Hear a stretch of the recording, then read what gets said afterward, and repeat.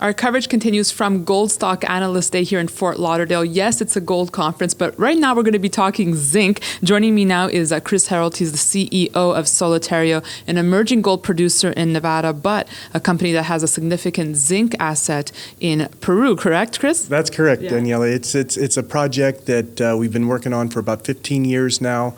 We're in pre-feasibility. It looks feasibility in 2014, so we're real excited about that, and we have a really good partner with Votorantim Matthijs. So, Chris, let's talk about the fundamentals of zinc right now, which are weak since there are there's much supply of zinc, basically. Do you see that turning around anytime soon? Yeah, for the studies we've been seeing, and it's pretty consistent with a lot of commodity experts that follow zinc. And what we're seeing is a high inventory right now in 2013, and it'll probably remain high, which has served to depress the price of zinc somewhat. But beginning in 2014, 2015, they see a really big turnaround in supply and demand of zinc. We see about a dozen major zinc mines closing down. We don't see very many new zinc mines in the pipeline.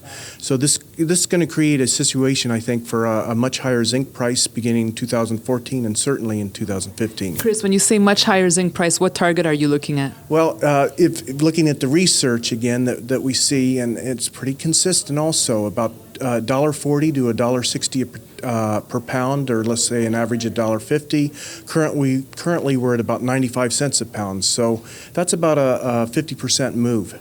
Chris, I want to talk about your presentation you gave earlier. You gave a really interesting quote. You said that you don't want to blow up the share structure like many juniors do. What did you mean by that? Yeah, well, you know, this is a capital-intensive industry, whether you're in exploration or mining.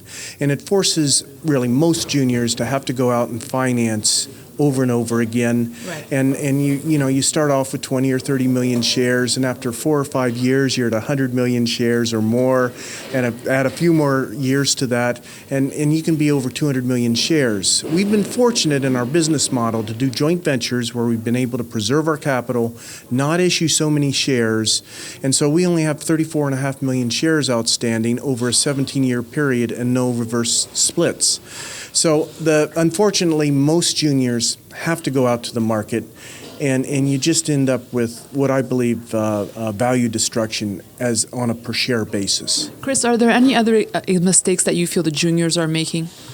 There's probably too many juniors out there right now for this industry, and certainly I think everyone wants to be in the industry, but I think that's what we're going through right now, is a culling out of some of the companies that probably just haven't met their objectives, and it's going to be hard for them to keep going. But those that are meeting their objectives will, I think, prosper in the future. That's a really good point, Chris. Actually, one seasoned geologist I interview often believes that by come the end of this year, a lot of those juniors won't be there anymore on the scene.